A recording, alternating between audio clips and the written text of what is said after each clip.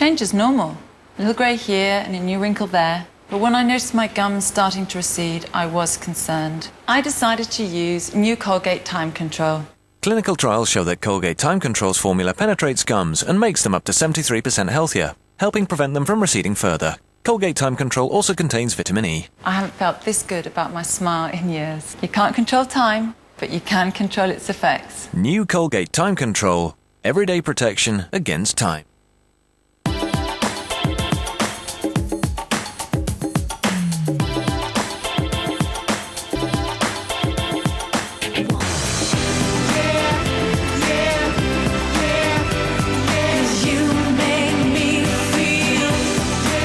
Experience the luxurious fragrance of crushed silk and jasmine in new, bold 2-in-1, part of the fabric of life.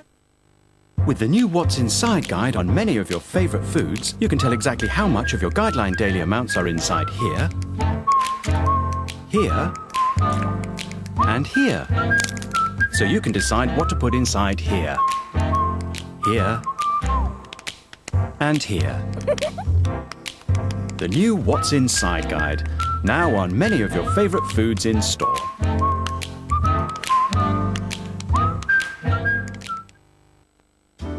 The sensuous new fragrance of crushed silk and jasmine, now in Lenor. The pleasure's all yours. The passion, the adrenaline, the atmosphere, the magic. The great value entertainment you've been waiting for is waiting for you on a night at the Dogs. It's thrilling. It's exciting. It's pulsating. It's greyhound racing at its very best. For special offers at your local UK dog track, go to anightatthedogs.com.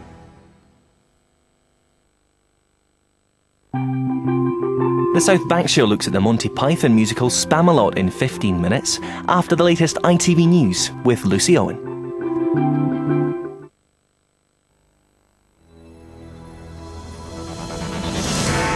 Regrets. Cameron admits past mistakes, but stays tight-lipped about drug claims from his school days. No, I'm not issuing denials. What I'm saying is that I think it's an important principle that politicians are entitled to a private past.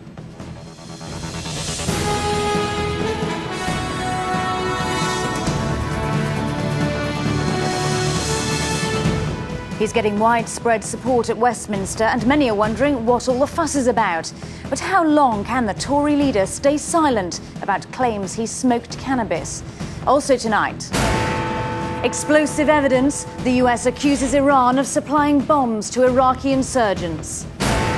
And BAFTA's Queen, Helen Mirren, is crowned at the British Film Awards.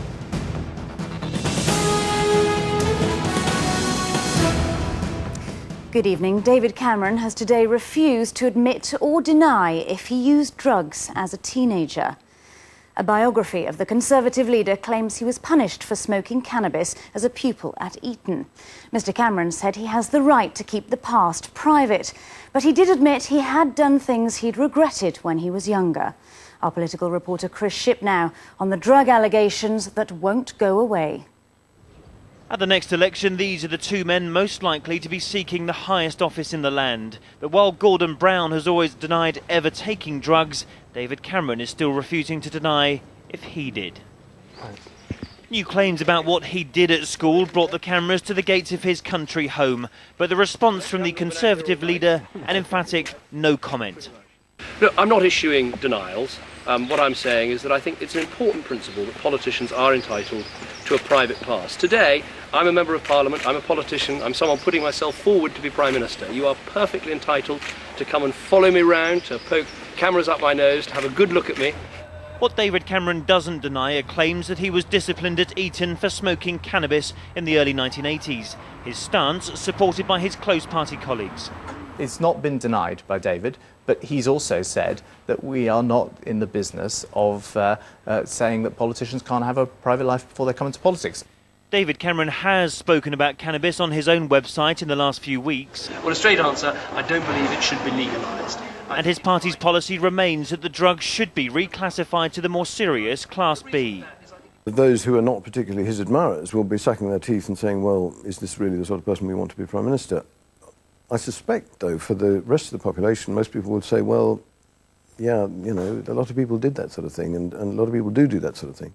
There isn't a great appetite here at Westminster to criticise Mr Cameron. It may say much about how our attitudes to drugs have changed over a generation, but the issue for the Conservative leader now is whether he can sustain avoiding answering the question, did you take drugs? Chris Shipp, ITV News, Westminster. The US military has accused the Iranian government of supplying terrorists in Iraq with deadly weapons. Coalition forces claim they have a growing body of evidence that the Islamic State has supplied roadside bombs to insurgents. So far, 170 troops have been killed by such devices. Isla Traquair reports. Hidden killers at the side of the road. Insurgent-planted bombs are rapidly becoming more sophisticated and more deadly. The most lethal of these bombs are called explosively formed projectiles, or EFPs. Upon detonation, the liner dynamically transforms into an aerodynamic projectile, which can penetrate the most armoured of vehicles. Fragments of these bombs were shown to journalists in Baghdad today by US defence officials, who claim they've traced the bombs to Iran. Not only that, but they're linking them to an elite security force who answer to Iran's top authority, Supreme Leader Ayatollah Ali Khamenei. I think the most significant thing in these allegations is that the Americans are blaming the leader of Iran, the Grand Ayatollah, and his personal special forces, the Al-Quds brigades, for doing this, and that really puts them on George Bush's target list. Tensions are already high between the two arch foes over Tehran's nuclear plans. Although the US deny they'll take military action, there's no denying Iran is becoming an increasingly valid target. Isla Traquair, ITV News. The government has defended its decision not to block imports of turkey meat from Hungary, even after the bird flu outbreak was revealed. Environment Secretary David Miliband says it would have breached EU trade rules if they had. Some farmers are calling for a ban on raw meat from countries which have already been infected with the deadly H5N1 strain. Helen Mirren has been crowned Queen of British Cinema after a triumphant night at the BAFTAs. She picked up the Best Actress award for her role in The Queen, which in turn was awarded Best Film. But by comparison, the James Bond movie Casino Royale failed to pick up any significant awards, despite being nominated 9 times. Nina Nanar was there. She's an actress who in the past few months has become very used to the red carpet and winning. Dame Helen Mirren arrived tonight as the hot favourite to win again for the Queen. She was joined by the cream of British acting talent, Daniel Craig, the new Bond and the first actor to be nominated for a BAFTA for playing 007. Stars from home and abroad were there saluting what was a great year for British film. I'm not so sure I've ever been to BAFTA, but if I have been to BAFTA, it's never been like this. This is fabulous. This is getting more like the Oscars. This used to be something rather quiet that you could get in through a side door, so you can't do that now. No member of the royal family will speak publicly about this. This is a private matter. The Queen, in which Mirren played the monarch in the turbulent few days following the death of Princess Diana, ended up winning Best Film and, little surprise, Best Actress for Helen Mirren. It was an amazing year for female performances, and to be nominated amongst them was really incredible. I was very, very proud to see women being allowed to do, actresses being allowed to be themselves, be the age they are. Daniel Craig lost out to Forrest Whitaker for the Best Actor award, but in one of the most prestigious categories, there was another key British victory. Paul Greengrass beat Hollywood heavyweight Martyn Scorsese to the Best Director award for his harrowing 9/11 film United 93. Sometimes you get a little feeling, but I definitely didn't think it was, but I'm very, very thrilled, very proud and humble. There are many similarities between the BAFTA and Oscar nominations this year, and with the Queen, Helen Mirren and Paul Greengrass all triumphant, things are looking very promising indeed for the world's biggest film award ceremony in 2 weeks' time. Roll on the Oscars. Nina Nanar, ITV News. Yes, quite a night. England's cricketers will be flying home tomorrow with the most unexpected piece of luggage, a trophy. Captain Andrew Flintoff celebrated with the fans after leading his side to victory over Australia in the one-day finals, a result that gives England hope for next month's World Cup. Well, details now of a programme to look forward to later tonight on ITV1. Here's Alistair Stewart. On the moral of the story tonight, the Archbishop's warning about the need to fight the forces of exclusion, the ugly head saying strange, awful things. And is factory farming the price we pay for wanting cheap food? That's the moral of the story, right after the South Bank show. Yes, stay on ITV1 for that. But that is it for now. There are bulletins throughout the night here on ITV1. But for now, from me and all the weekend team, good night.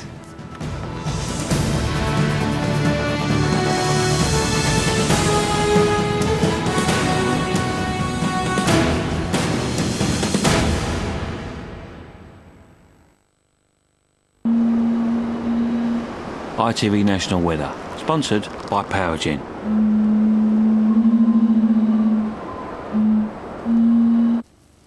Hello, good evening. Plenty of rain and heavy showers to come through tonight and tomorrow, but probably nothing worse than that. It's the middle of the week when the weather threatens to cut up rough. Wednesday night into Thursday, the threat of some gale force winds and some very heavy rain too. Plenty of time, though, for us to keep you updated on that before it happens. Through tonight, it's bands of rain moving up from the south, some showery rain in the north too. There is a dry slot developing overnight. That's where we might see temperatures down to 1, some fog patches and a few slippery bits on the road too, but nothing worse than that. Now, tomorrow, the north and east will stay cloudy with outbreaks of rain on and off. The rest of us, lots of cloud too, but it's a more showery picture. There might be the odd bright spell between the showers. And temperatures tomorrow, well, they're back to normal really, 7 or 8 for most. Positive energy from Powergen. Tomorrow, the youngest solo voice ever to debut at #1 in the UK. Voted Best Actress for her role in Doctor Who, Billie Piper joins us live. Plus, shooting back to the 70s when policing was less high-tech, Philip Glenister talks to us about life on Mars. Tomorrow from 6 o'clock on GMTV. I might go down the pub, Helen. You want to come instead of sitting here talking to yourself? No, you're all right. I'll see you later then. Bonkers, Thursday at 9, ITV1. Love makes us do crazy things. Like selling our dozen red rose bouquet for £6. Tesco. Every little helps.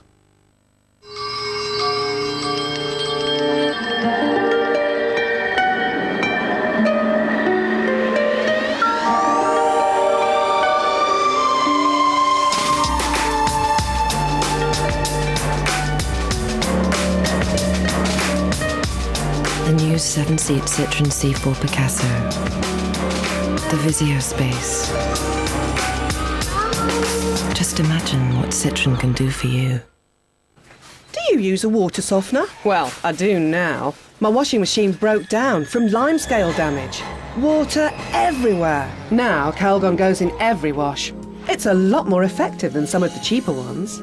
Here's the proof. 2 washing machines. In one, a cheaper tablet, and in the other, Calgon. Calgon's technology neutralizes limescale from the very start of the wash. Calgon is more than twice as effective at preventing limescale buildup than some cheaper tablets. So you can be confident that your machine is protected. That's Calgon Protection. And it's recommended by leading washing machine manufacturers. Washing machines live longer with Calgon. Come on, hurry up! Black Monster officially arrived.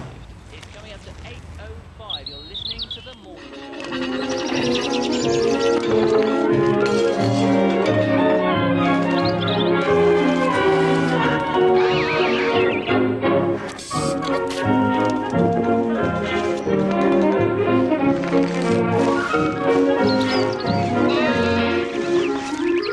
Enjoy the taste of country life.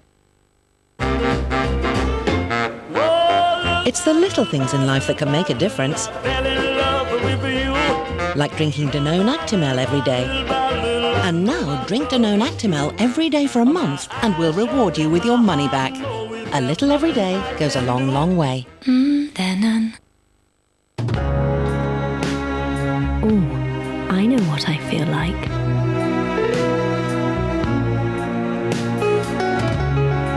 Who was it this time?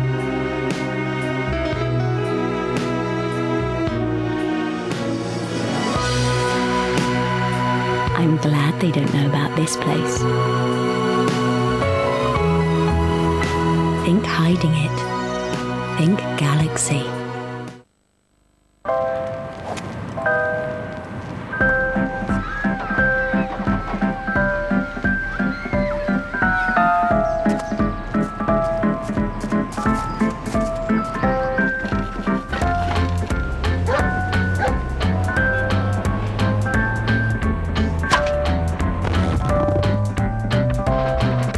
For all of you out there doing your bit to stay healthy, at last there's a health insurance company who'll do their bit. PruHealth could give you up to 30% off your premium, and that's just for starters. PruHealth. It pays to be healthy. Tattinger champagne at Tesco, because this Valentine's Day we want everyone to hear those three little words. £10 off.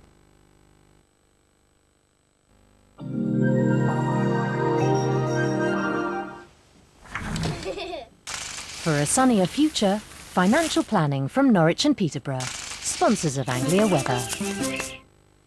Hello from Anglia Weather. Well, don't go too far without your umbrella over the next 24 hours. If we take a look at tonight's forecast, showers still very much a feature as we move through the night. We'll see lows of around 5 or 6 Celsius with that cloud cover. A little bit more in the way of rain off towards the coast there. As far as tomorrow morning is concerned, well, a bright start for most of us. Showers still not too far away, though, as you can see. And as we move into the afternoon, those showers become a little bit more scattered, slightly heavier off towards the Suffolk and Norfolk coast. We'll see highs of around 8 or 9 Celsius. As far as Tuesday is concerned, well, another unsettled day, but there will be some brightness to start the day with some rain sweeping in through the afternoon. The wind speeds fairly brisk from the south or southwest. As far as the outlook is concerned then, well, here's how things are looking. The lows overnight quite respectable, around 5 or 4 Celsius, and by day quite pleasant at around 9 or 10. Wednesday looks like being the best of the bunch as we move through the week with a ridge of high pressure in charge. Enjoy what's left of your evening. I'll leave you with the summary. Financial planning from the experts at Norwich and Peterborough.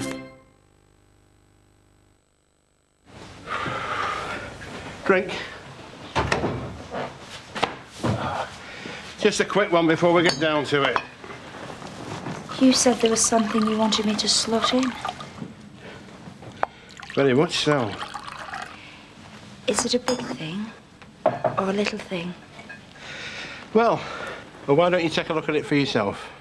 Confessions of a Diary Secretary. Coming soon to ITV1.